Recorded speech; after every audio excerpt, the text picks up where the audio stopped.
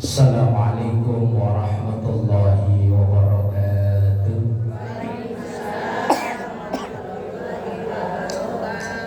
Ya Rabbi bil Mustafa balligh maqasidana waghfir lana ma madha ya wasi'al karami.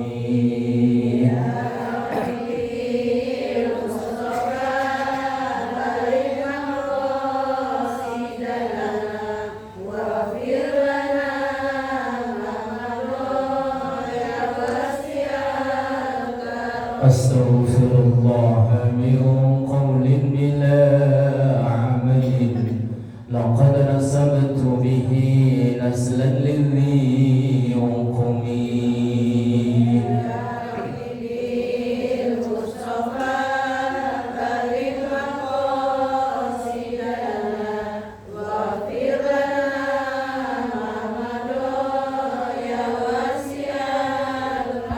Doa ilallahi falmustamsikuna bihi mustamsikuna bihablin ghairi munfasimin.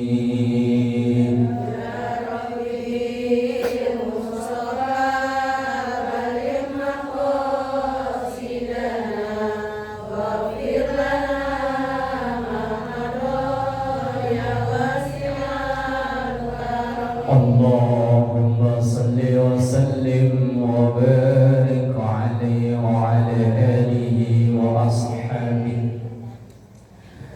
Alhamdulillahilladzi khalaqal mauta wal hayata liyabluwakum ayyukum ahsanu amala. Wassalatu wassalamu ala sayyidina Muhammadin sahibil mu'jizati wal bayan wa ala alihi wa ashabihi wa jami'i ummatihi min yawmina hadha ila yawmiz ziham. Subhanaka la ilma lana illa ma 'allamtana innaka antal alimul hakim. Rabbi shrah li sadri wa yassir li amri wahlul 'uqdatam min lisani yafqahu qawli waj'al li waziran min ahli. Amma ba'd.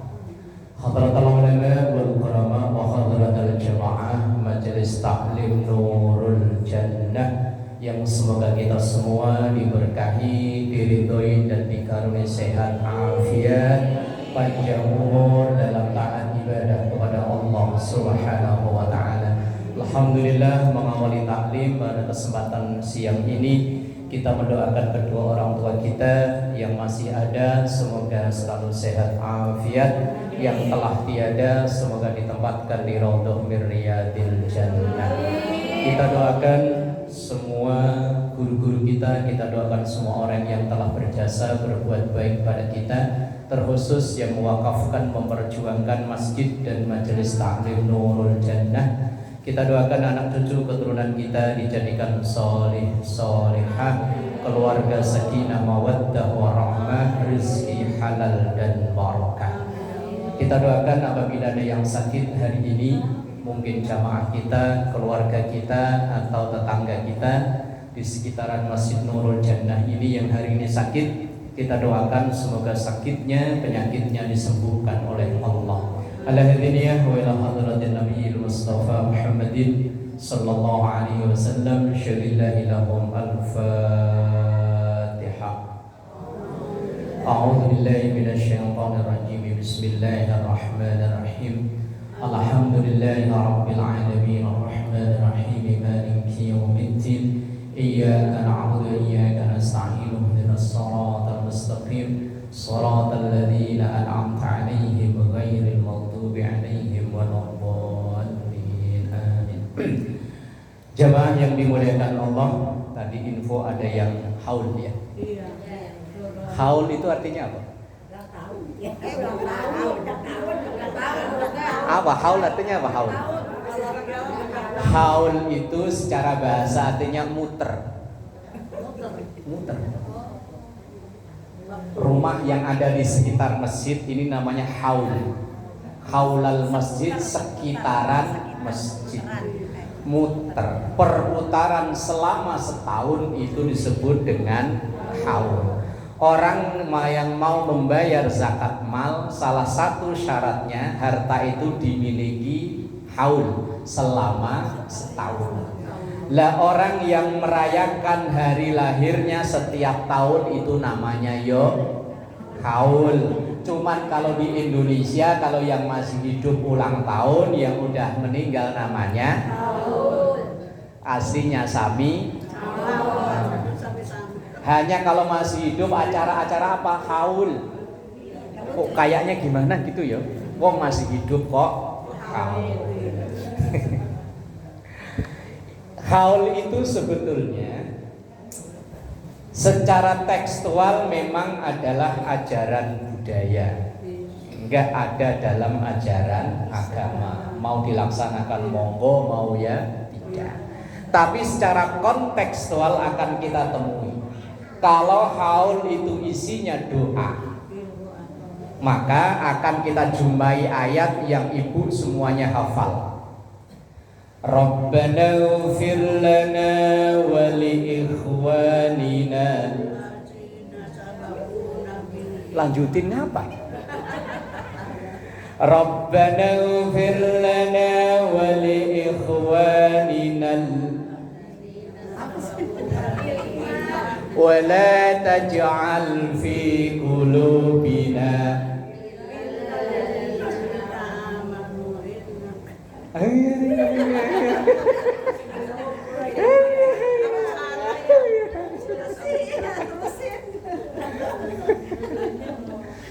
Kirain mau hafal semua.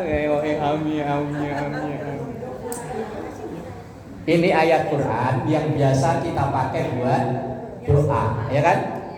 Rabbana ighfir lana wa li ikhwanina alladhina sabaquna wa la taj'al fi qulubina ghillan lil ladzina rabbana. Doa-doa yang biasa dibaca itu. Ya Allah Rabbana, Tuhan kami, ighfir lana, ampuni kami, wali ikhwanina, dan saudara-saudara kami. Saudara itu kan artinya banyak ya. Ada saudara yang senasab, ada yang senasib. Ini rata-rata senasib ya, bukan senasab ya. Senasib sama-sama di kampung nggak dianggap, akhirnya lari ke sini. Senasib. Ada yang seagama, sesuku, sebangsa, senegara, macam-macam. Rabbana ya Allah ampuni kami, Rabbana ighfir lana ya Allah ampuni kami, wali ikhwanina, dan saudara-saudara kami, alladzina sabaquna, yang telah mendahului kami. Mendahului itu artinya apa? Dengan syarat bil iman, dengan membawa. Yang penting pokoknya kita tahu dia dulu meninggal dengan keadaan Islam, itu wajib didoa. Lah mendoakan itu yang caranya beda-beda. Kalau tradisi masyarakat Nahdliyin biasanya ada 3 hari, 7 hari, 40, 100, 200, 300, gopek. Ada gopek. Itu budaya kaum Nahdliyin. Kalau di saya biasanya ada 100, nanti pendak pertama, pendak kedua 1000 hari. Habis itu haul tiap tahun. Itu budaya di daerah saya, nggak tahu dari daerah lain mungkin seperti itu. Kalau saudara kita di Muhammadiyah nggak ada 3 hari, 40 hari, seterusnya nggak ada. Cuman mereka tetap mendoakan dengan cara yang berbeda. Saya sering diundang isi acara ceramah 7 hari kematian. Ya mereka datang berkumpul tapi ngadain kayak pengajian gini. Tidak baca tahlil, tapi intinya tetap mendoakan yang meninggal. Enggak. Yes, pokoknya datang langsung acara, sambutan dari keluarga, biasanya langsung ceramah, ya udah kalau ada makanan, kalau enggak ya cukup air minum, air putih, udah selesai. Biasanya saudara-saudara di Muhammadiyah seperti itu. Tapi tetap mereka juga mendoakan. Intinya yang diwajibkan itu mendoakan. Sementara teknisnya caranya memang berbeda. Dan yang paling tetap bermanfaat untuk kita yang telah tiada itu ya memang doa. Kalau zaman saya kecil itu ada, kalau di Jawa itu kan kalau habis azan sebelum qomat itu kan ada puji-pujian. Kalau di Jakarta kan enggak semuanya ada ya. Nah, dulu itu ada puji-pujian, terus akhir-akhir ini didaur ulang jadi lagu selawatan dangdut. Saben malam Jumat ahli kubur mulai neng omah. Tapi bahasa Jawa ya. Yang penyanyi-penyanyi loh. Jaluk kirim doa senajan wajan sakalimat. Itu pakai bahasa Jawa, kayak Indonesianya nggak tahu gimana. Bahwa setiap malam Jumat para roh itu pulang ke rumah, minta harap didoakan walaupun cuman bacaan Quran 1 ayat. Lah kalau tidak dikirimin maka akan pulang ke kuburan nangis nggak karuan. Itu dulu saya tahu dari lagu-lagu siiran orang puji-pujian. Cuman begitu gede ternyata ketemu ada dalam kitab I'anatut Thalibin bahwa roh setiap orang yang beriman yang punya ahli waris setiap Jumat sore, berarti kemarin sore itu mulai habis sholat asar menjelang matahari terbenam pulang nyariin ahli. Lah kalau anaknya kontraknya pada pindah mana? Lah emang roh itu punya map, Google Map gitu nyariin. Ya umpamanya lah kalau pindah deket, umpama dari blok C sini ke blok R deket ya. Lah kalau pindahnya ke Gorontalo sono. Lah dulu saya sempat berpikiran begitu. Cuman guru saya waktu di Langgar ngaji di musola itu bilang begini, orang di alam roh itu bisa ngelihat kita kayak kita lagi nonton TV. Mau kita pindah kemana, yang ngelihat. Kita kalau nonton TV, yang di dalam TV itu nggak ngelihat, tapi kita yang di situ ngelihat. Maka mau pindah kemanapun ngelihat. Maka dulu di kampung-kampung itu kalau Jumat sore pada berbondong-bondong ke pesarean, ke makam kuburan, ngedoain orang tua. Yo syukur-syukur yo bisa baca tahlil dari awal sampai akhir, baca yasin dan lain-lain. Terus kalau nggak bisa ya asal duduk asal Al-Fatihah. Kalau nggak bisa ya duduk bersih-bersih langsung berdoa mulai selesai. Lah kalau nggak bisa gimana lagi ya? Yang penting udah nengokin kuburan bapaknya bersih-bersih, niatnya ya Allah ampuni, beres kan ya? Itu budaya. Lah kalau ajaran agama itu yang penting mendoakan. Dan dalam hadis Rasulullah sallallahu alaihi wasallam, yatsba'ul mayyitu salasatun. Orang kalau udah meninggal, yang nganter itu 3. Ahluhu wa maluhu wa amaluhu. Yang nganter ke Budi Dharma. Rencana ke Budi Dharma kemana? Rorotan rencana. Oh, Rorotan rencana. Ada yang rencana ke San Diego Hill yang agak mahal. Lumayan lah. 200 murah. Nah, kalau punya uang 250 kan masih sisa 50.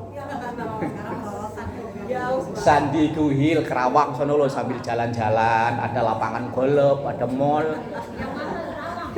Kerawang, ngono loh Kerawang, San Diego Hill. Kalau yang muslim ada namanya Al-Azhar sebelahnya, sama itu satu perusahaan.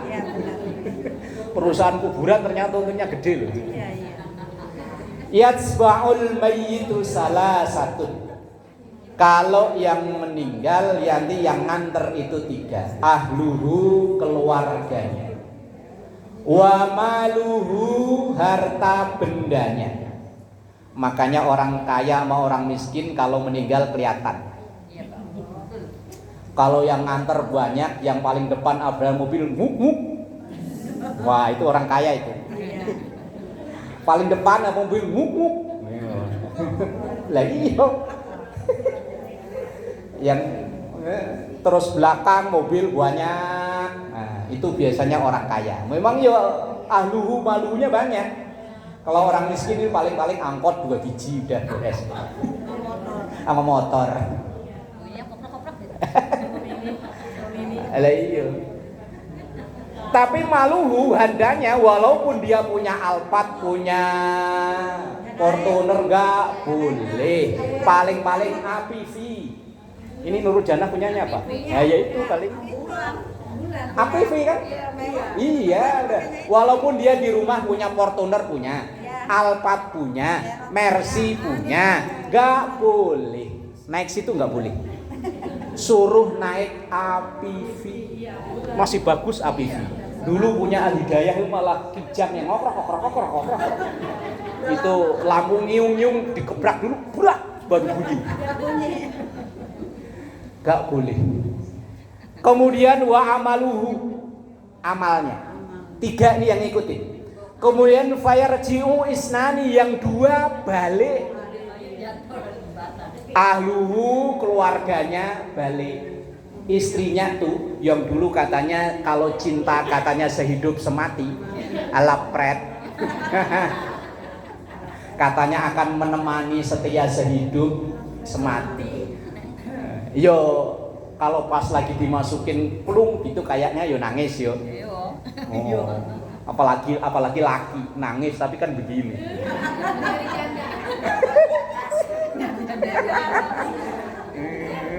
Nangis itu maksudnya saya sambil nyeleksi gantinya maknya yang mana. Lah ini ahluhu balik lagi, keluarganya satu pun nggak ada yang mau nemenin. Nggak mau. Istrinya loh, walaupun waktu suaminya dimasukin dia mungkin saat itu masih histeris, ya yang beb ikut. Kok ada suara malaikat seandainya ya beneran nih. Nggak mau. Kabur. Ahluhu balik, wa maluhu duitnya yo balik. Yang ikut paling banter 1,5 juta. Iya 1,5 juta ya biaya itu kan ya. Kalau di perumahan saya itu jatahnya 1,5 juta. Kain kafan, terus pokoknya perlengkapan itulah. Sama papannya itu 1,5 juta. Itu pun udah di cover dibantu sama toko material. Nggak tahu kalau di sini. Sama ya. Biar duitnya miliaran triliunan, yang masuk ke situ cuman 1,5 juta. Yang lain balik. Fayarji'u ahluhu wa maluhu, maka akan kembali ahluhu keluarganya, wa maluhu dan hartanya. Faya baqa wahidun, maka nyisa 1, yaitu amaluhu, amalnya. Itu yang setia nemenin. Padahal amal waktu kita masih seger buger gini kan nggak begitu diperhatiin ya. Yang diperhatiin kan 2 itu. Kalau nggak duitnya yo keluarganya. Orang rela nggak sholat itu kadang demi duit dan demi keluarga. Ya syukur-syukur kalau keluarga dan duit itu membantu orang untuk mengumpulkan amal. Kalau enggak, wes ciloko mencit. Nah ya ciloko mencit. Ciloko mencit itu bahasa orang sini apa ya? Kalau bahasa orang sono yang orang kampung sial dangkalan. Lah ya yang orang bukan perumahan itu kalau ngomong sial dangkalan. Kalau orang Jawa bilang ciloko mencit, anak yang dibela-belain. Ini saya mungkin cerita berulang-ulang, teman jangan sampai terjadi di anak kita. Ini kejadiannya udah lama, sekitar tahun 2015 sebelum HP secanggih seperti sekarang. Kalau nyuting masih pakai handycam. Itu saya khutbah Jumat di daerah Swasembada Barat. Swasembada Barat. Itu begitu saya masuk itu udah ada jenazah taruh di belakang. Oh berarti ini nanti ada sholat jenazah. Udah begitu selesai sholat Jumat, kemudian ketua masjid ngumumin sholat jenazah. Begitu itu saya bilang, saya dipersilakan, ayo Pak Ustadz silakan untuk mimpin sholat jenazah. Saya bilang begini, Pak, mohon maaf, saya bukan nggak mau. Yang paling afdol untuk menjadi imam sholat jenazah itu adalah ahli waris. Mau anaknya, mau cucunya, mau mantunya, pokoknya ahli waris. Wong sholat jenazah kan gampang ya. Cuman kayak orang Batak nari. Ya kan? Iya. Apa susahnya? Iya kan? Ya orang Batak loh. Sinangga dulu. Ya kan? Ayo Bu ya. Kalau narik begini kan? Iya, cuma 4 kali loh. Beres. Iya. Ibu orang Batak ya? Iya kan begitu kan? Ayo. Cuma 4 kali kan? Iya. Apa susahnya? Cuma nggak berani Pak Ustadz. Tadi udah pesen katanya suruh yang khotib aja, suruh imam. Oh ya udah, ayo. Dah, akhirnya begitu sholat, karena ini jenazahnya di sini, nyolatin di situ. Itu begitu Allahu Akbar, ada yang muter, manggul handycam 2 orang, begini. Saya sambil sholat kan ngebayangin ya, diliput sama Indosiar nih. Begitu selesai sholat, udah jenazah diberangkatkan, saya tanya ke ketua masjid tadi, Pak Haji, mohon maaf itu tadi yang nyuting 2 orang siapa? Itu anaknya Pak Ustaz. Anaknya yang ini kan? Iya. Ya Allah, orang lain nyolatin, anaknya itu mungkin di sekolahin. Kalau udah punya handycam itu berarti kan bukan orang miskin ya. Kalau zaman sekarang HP siapa aja bisa punya, tapi handycam itu mahal kan? Itu mungkin anaknya sekolahannya mahal. Di sekolahin mahal-mahal, sholat timbang sholat jenazah yang cuman begini doang Bu ya, 4 kali ya. Orang lain pada nyolatin, dia enggak. Itu mungkin nanti bisa jadi waktu di pemakaman orang lain yang ngedoain Allah wafirlahu warhamhu wa'afihi wa'fu anhu, mungkin dia masih sibuk. Padahal nanti mungkar nakir nggak nanya, kirim dong videonya, mau saya upload buat status. Yo enggak. Apa iya malaikat nanti pamer ke malaikat lain, Mayan nih dapat orang kaya gitu. Bikin status kan enggak yo. Iya. Bilang sama itu. Lah iya siap. Apa iya nanti mungkar nakir langsung dia update status, Mayan nih hari ini interogasi orang kaya, siapa tahu dapat saweran. Lah yo enggak. Ya Allah, dalam hati saya ya Allah, moga-moga enggak terjadi di kejadian berikutnya. Bapaknya saya yakin itu sayang ke anaknya luar biasa, dibela-belain sekolah, mungkin sekolahnya mungkin saya yakin udah kuliah, udah pokoknya mentok lah. Tapi ya Allah, begitu bapaknya meninggal yang nyolatin orang lain. Yang saya lihat cuma nyolatinnya sih, cuman khawatirnya begitu nanti di pemakaman, yo begitu juga. Ya Allah, harta yang ia kumpul-kumpulin yo nggak mau nemenin ya. Ibu lo yang ibu gelang pakai gelang kalung tuh nanti kita innalillahi wa inna ilaihi rajiun tuh gelang kalung pindah kemana?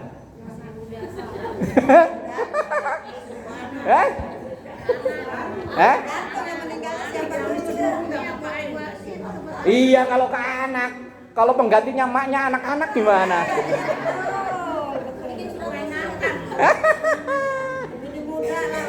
Loh, wong saya pernah dicurhatin ada seorang pengusaha orang kaya.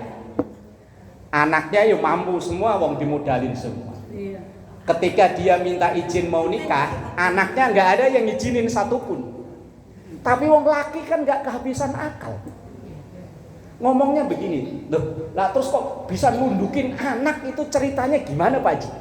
Anak saya seomongin, kalian semua bisa nyukupin kebutuhan saya, makan apa aja semua nyiapin, cuman yang satu itu apa bisa? Ayo, yang satu itu apa bisa?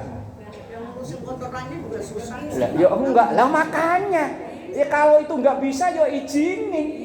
Akhirnya diizinin. Lah terus nasibnya gelang tadi itu gimana?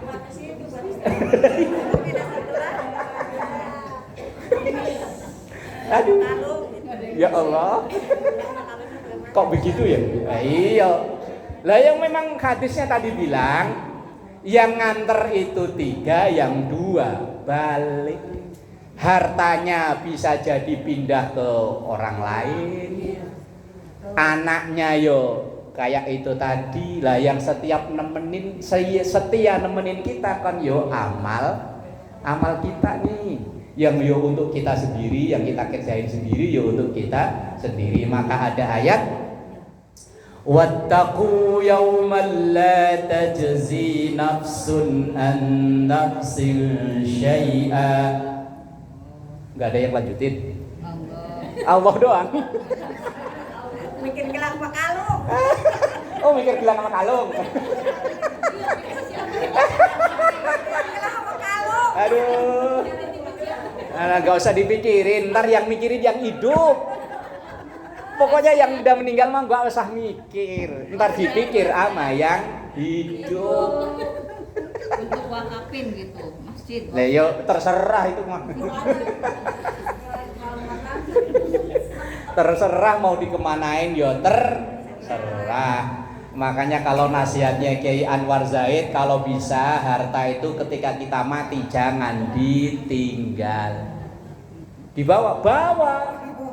Nah caranya, lah itu caranya kita punya rumah, punya kendaraan, punya apa-apa itu kan harta. Lah gimana caranya harta itu bisa nemenin kita waktu kita meninggal? Kan ada tadi hadis, kan Bu Haji kayak tadi baca hadis ya. Waktu saya ke kamar mandi denger sih tadi. Belajar loh. Lah iya, wong saya denger kok pas kamar mandi kan dekat belakang sini kan. Bahwa kalau orang meninggal semuanya putus. Iya. Nah tadi kan gitu ya. Iya. Idza mata banu Adam in qata'a amaluhu waladun sholihun yad'u lahu. Terus ilmun yuntafa'u bihi aw shadaqatun. Nah, wis pokoknya sedekah. Lah yang sedekah itu kan enggak harus semuanya, enggak harus fisiknya. Kan bisa jadi manfaatnya. Umpama mohon maaf yang punya mobil, ada tetangga sakit, daripada repot nyari Grab susah, yuk pakai mobil saya. Umpama tetangga ada yang lahiran repot nyari ambulan susah, yuk pakai mobil saya. Umpama ada arisan pengajian apa-apa, kalau di rumah saya sempit, saya akan ngontrak, udah tempatin rumah saya aja. Loh, itu manfaatnya. Bukan kok rumahnya dibawa ke kuburan. Bukan. Lah kok rumahnya bawa kuburan, kuburannya jangan 2 kali 1. Rumahnya 10 kali 20, gimana bawanya? Enggak bisa. Mobil juga enggak bisa, yang dibawa manfaatnya. Lawaya baqa amaluhu, maka yang tersisa adalah amalnya. Maka yo hari-hari kita jalani ini kan dalam rangka untuk nyari temen. Yo. Nyari temen yo. Ini kira-kira yang nemenin kita udah banyak belum ya? Masih kurang banyak. Masih kurang. Kira-kira butuh berapa waktu lama lagi?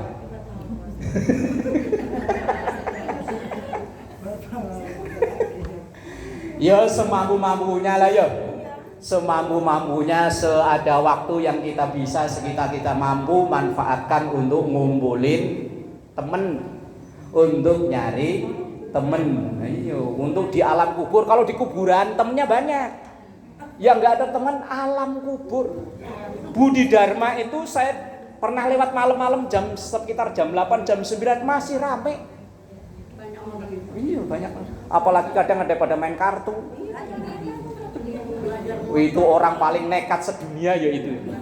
Saya dulu awal ngelihatnya agak gimana, tapi karena sudah sering lihat biasa. Orang main kartu di kuburan. Wih, itu nantang Israel, tapi kok yo malah sehat-sehat, nyawanya awet. Ya Allah, Rabbi walillahil hamd. Lah, karena yang nemenin kita itu cuma satu, amal kita. Harta anak akan kembali. Enggak nemenin, tapi manfaatnya bisa nemenin. Setiap kali anak kita berbuat baik, maka itu otomatis kita akan dapat, ibarat orang bisnis bisnis MLM itu. Setiap anak kita berbuat baik, maka otomatis kita dapat transferan. Tapi sebaliknya, setiap kali anak kita berbuat jahat, ya dapat sama juga. Sama. Lah ya kecuali anak udah kita maksimalkan, dididik dengan sebaik-baiknya, di sekolah dengan sebaik-baiknya, enggak kita manja anak. Karena sekarang itu banyakkan ibu yang manja ke anak. Ini yang lagi heboh di Lebak gitu. Di Lebak apa di mana itu? Yang kepala sekolah dipecat gara-gara ngukum anak merokok. Wah, itu yang kebangetan boknya ini. Orang tua ini dulu matanya dikasih.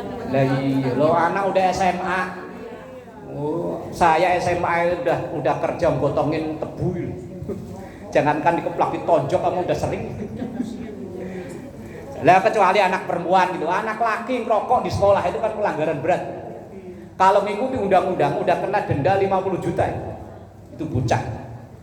Tapi emaknya yang bilang kalau begitu yang terjadi wis alamat ilmu anak enggak manfaat. Lah kita orang tua udah berusaha semaksimal mungkin, tapi ternyata Allah berkehendak kayak Nabi Nuh, ya udah enggak tanggung jawab kita. Itu nakak itu anaknya. Nakak anaknya. Wis boh. Iya. Semuanya bilang bisa nakak. Iya wis bener, udah kejadian udah berulang-ulang. Sholat sama orang tuanya itu. Saya pernah, mohon maaf, moga-moga nggak terjadi lagi.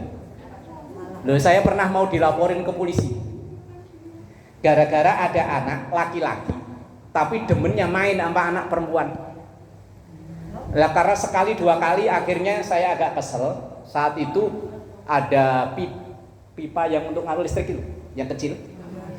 Lah itu kan bentul-bentul gitu ya. Nah saya giniin kena kakinya.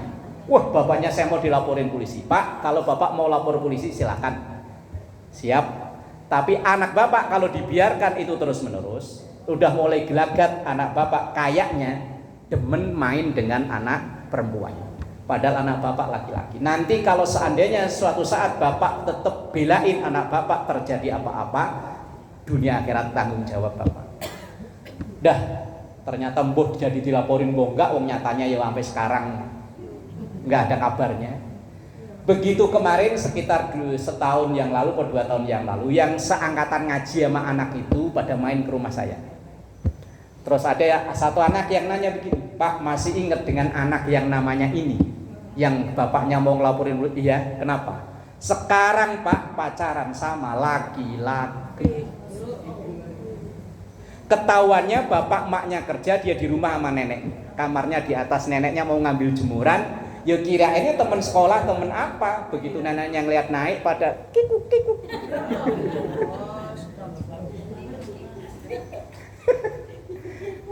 Gelagat itu udah kelihatan. Lah ketika ditegur kadang orang tua enggak terima, belain anak, enggak, anak saya anak baik, ya udah. Lah mungkin kejadian yang mana tadi Cimangka apa namanya? Di Banten kan begitu. Lah anak kita supaya waladun solihun yad'u lahu, itu kan kita harus didik dengan baik, dengan benar, jangan dimanja. Sayang anak, semua orang tua sayang ke anak.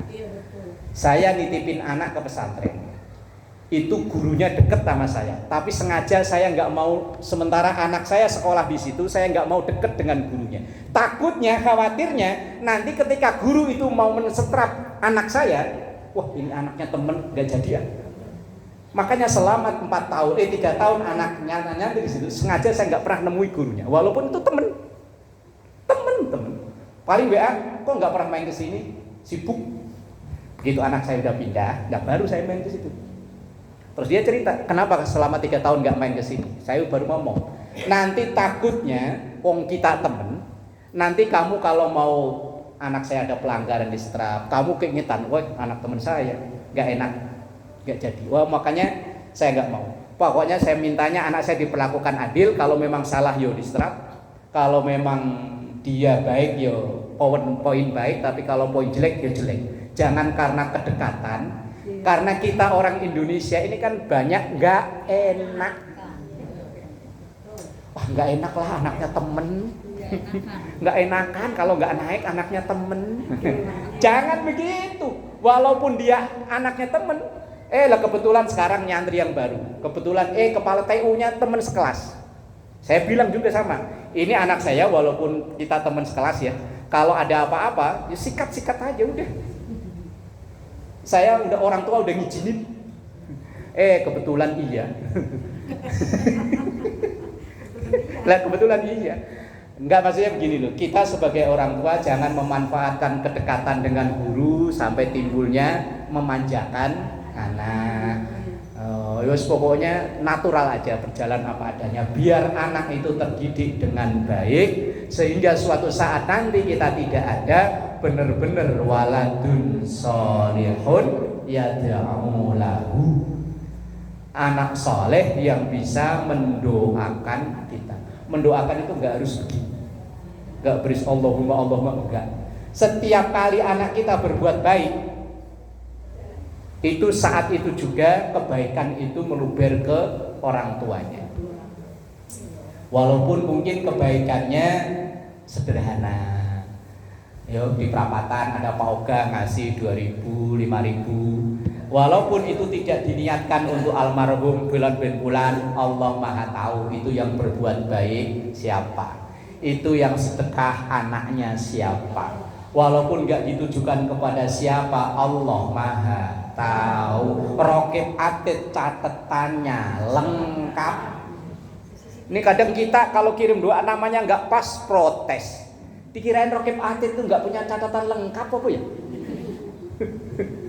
Loh, saya pernah kok. Ada ibu-ibu di tempat saya kan kalau biasa tadarus di masjid saya kan malam Minggu. Kalau malam Jumat Yasinan. Ada yang kirim catatan kertas begini nih. Lah karena saking banyaknya dibacakan yo sekenanya tuh yo. Yo kalau baca itu semua yo enggak kelar-kelar loh. Ntar Yasinnya kepotong Isya dan lain-lain. Akhirnya mama ibu fulan kirim doa untuk ahli warisnya semuanya. Lah selesai Isya kok ada yang protes. Pak kok nama yang saya tulis enggak disebut atu.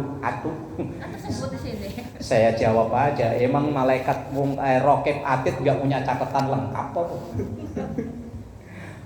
Malaikat rokib atid enggak usah diajari kayak pemain baru aja.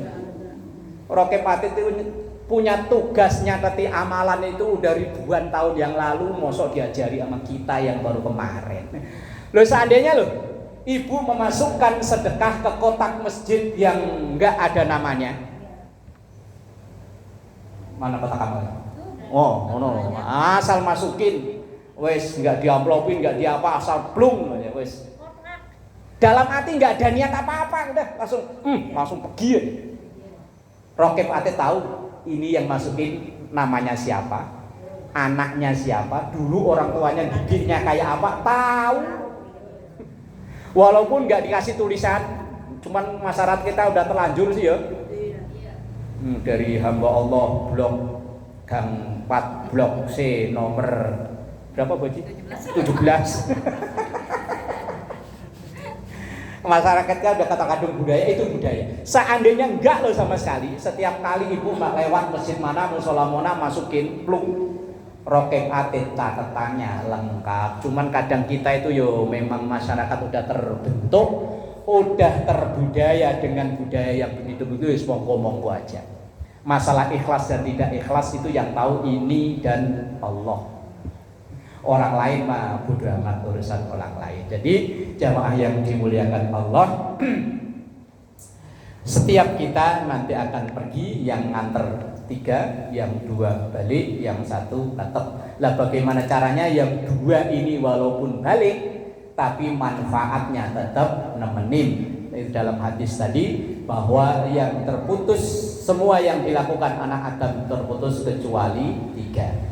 Yang pertama ilmu yang bermanfaat. Ini bukan hanya ilmu agama saja, semua ilmu.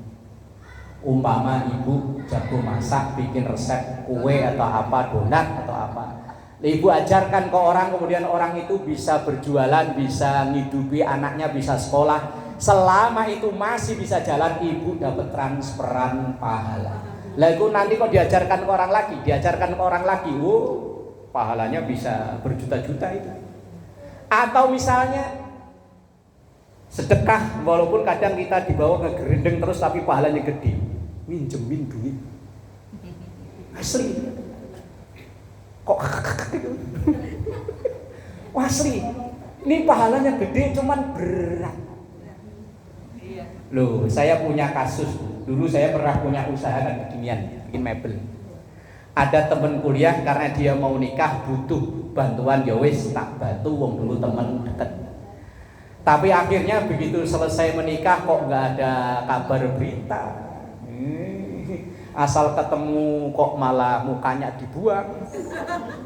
Saya telepon nggak diangkat, kayak saya telepon pakai nomor lain diangkat, begitu dengar suara saya dimatiin. Sementara sangkutannya masih banyak, diikhlasin belum ikhlas.